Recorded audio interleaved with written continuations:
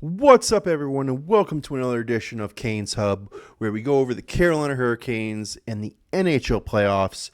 And I have to say, it has been a doozy of a postseason. These games have been absolutely phenomenal. It's been a while since I have been laying in bed, just struggling as hard as I can to try to keep my eyes open, just to make sure I'm watching and absorbing as much of these playoffs as I can. But in this video, guys, we're going to go over the Carolina Hurricanes and the Philadelphia Flyers. I'm not going to quite go over or react to the rest of what's happened so far in the playoffs. I'm just going to have this video be for the Hurricanes and the Flyers. Once the Canadiens Tampa series is wrapped up tomorrow, I'll put out another video essentially going over round one, if you will, what happened, what I liked, what I didn't like. And newsflash, as of right now, out of all the series, I've only missed out on one, which was the Vegas-Utah matchup. I had Utah taking it, and they were right there almost every single game. Masterclass on blowing leads and masterclass on losing in overtime. So that all being said, hopefully the Canadians can stick it out tomorrow, and then I'll be 7 of 8 on my predictions, which I'm pretty damn impressed with, pretty damn happy with. Cashed out 2 nights ago before the Utah game started. $25 bet paid out 150, I think it was, on. I essentially did a one giant parlay with all the series.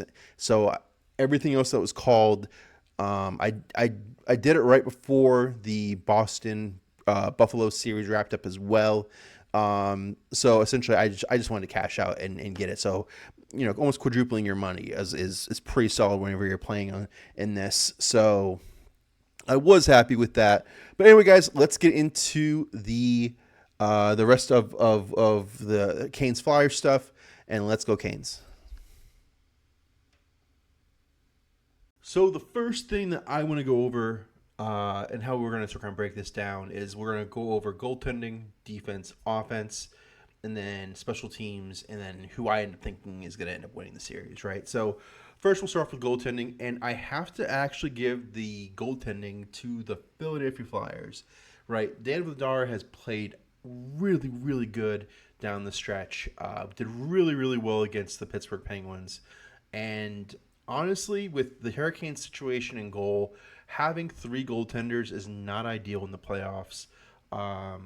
If Fred Anderson goes through and starts having issues with things and isn't able to go, who do you go to at that point in time? Are you going to Bussy? Are you going to go Chinkov? Who are you going to go with? It's the three-headed beast is perfect for the regular season, but when it comes to playoffs, we need to have that number one guy that we can go with. And right now, Freddie Anderson's the guy. But if something were to break, if he was to get injured, if something were to happen, I just don't know who you go with. And I think that Dan Vladar playing as well as he has, it's just a clear-cut advantage to Philadelphia. But I do think that the other thing with having 3 goaltenders is if Anderson can't go, then maybe hopefully Bussy can step into the role or Kochenkov can step into the role, but we don't know if they can. And that's where I think it's so much better having a higher caliber, definite starting goaltender who can carry the workload for it. But yeah, so clear for this topic, clear cut Philadelphia, right? After that, let's work our way from the goaltending up to the defense.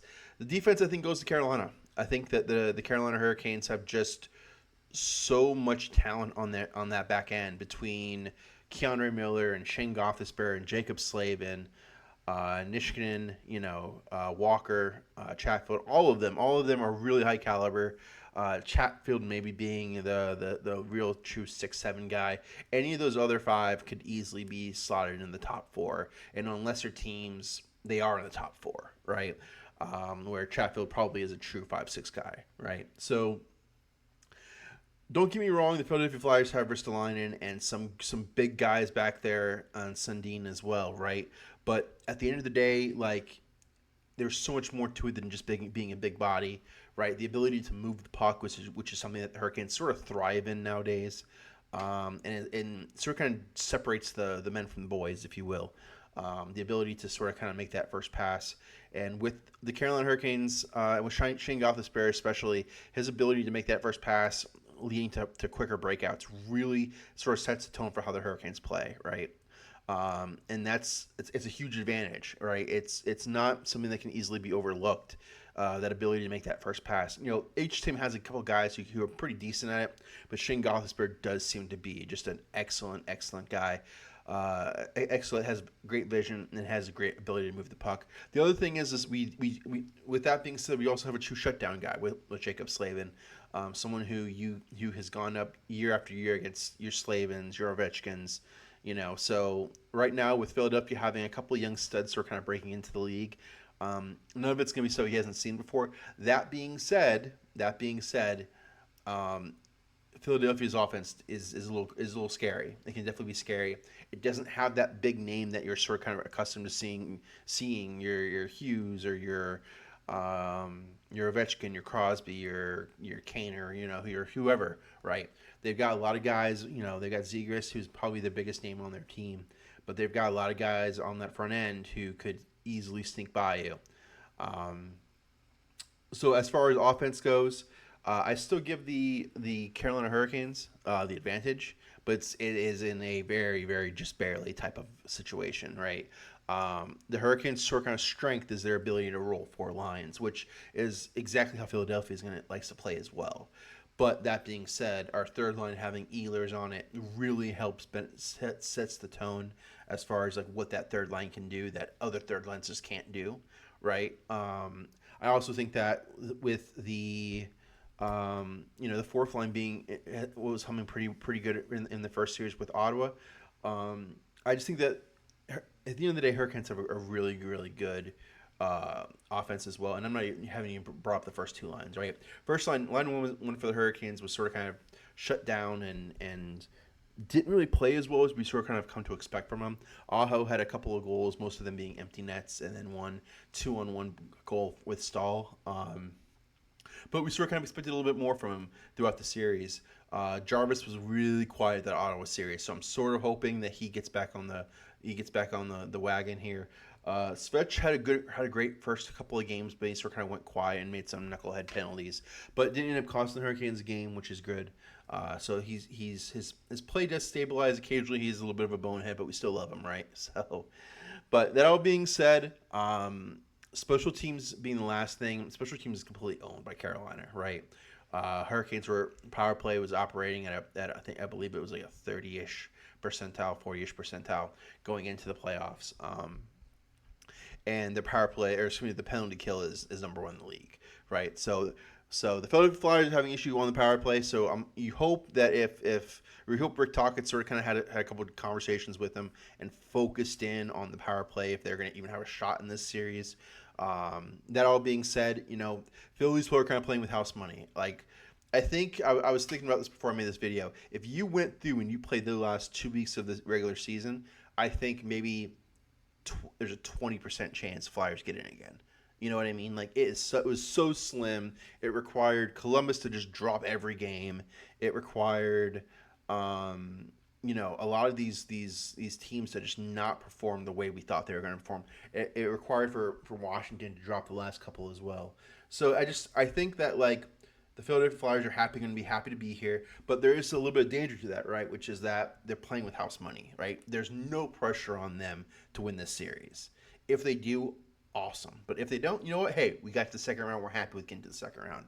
Well, on the opposite side, the Carolina Hurricanes this is all pressure for them. They're expected to win. They're expected to get done in 5-6 games. Though it is sort of kind of funny. I was watching it right before I went on that the Spit and Chicklets podcast. Some of those guys are still going against the Hurricanes, which I think is just really really funny. And then my boy Biz has the Canes in 7, so I'm happy with that. Big Paul Bizanet fan. I think he's sort of what the game needs.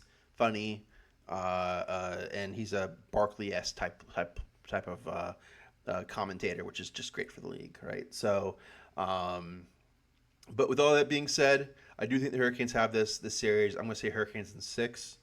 I do think that I will not be surprised if the Flyers come out in this game one, especially And I wouldn't be surprised if they sneak in game one, to be honest. I think that there's just enough wiggle room here for the Hurricanes having having a couple extra days off.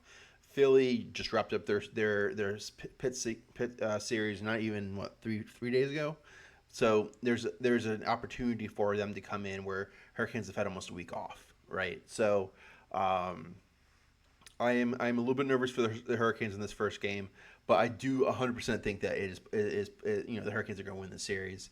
Um, it will just come down to, but if there are some key takeaways, right, some key things to look out for is Hurricanes have to establish their game early on, and then the Hurricanes are going to have to play some scumbag hockey. They're going to have to sort of, I hate saying sink to their level, but Flyers and their fans love to sort of kind of throw that extra little jab in at the end, right? And where the Hurricanes have always had issues, right, in these scrums is, and they sort of kind of lose, like there's a whole thought process, and I'll finish my thought here in a second, but there's a whole thought process, right, when you're in playoff hockey, right? In those scrums, you rub out a guy, you hit a guy hard, and eventually you're just trying to wear them down. You're trying to beat their sense of being able to get back into the series, to jump back into the game, right? So like you constantly put in those hits, you constantly, hit them after the whistle. You beat it out of them, beat their will to play the game the right way out of them. Eventually they end up losing their desire. Eventually they lose their game, and eventually they lose, right? So, and that's what's happened with the Hurricanes the last two seasons against the Florida Panthers. The Panthers beat them the same way both times. Panthers were as scummy as they could have been because they knew the Hurricanes didn't want to go down to that level. So if the Hurricanes are going to want to be successful this season, they have got to play that same style. They've got to be angry after the whistle. They have to, no one cares. If you're not going to get the call, you're not going to get the call. But going to the referee and complaining ain't going to help. You know what you do? You go out and you finish your check just that much harder the next play. But anyway, guys, I'm not going to try to make this one too long. I should have more than likely Monday during the day. I'll once the Tampa Montreal season or series finishes up, I'll go ahead and I'll throw out a video for that, essentially wrapping up all the series and my predictions for the next set. But anyway, guys, really appreciate it. Have a good one and go Canes.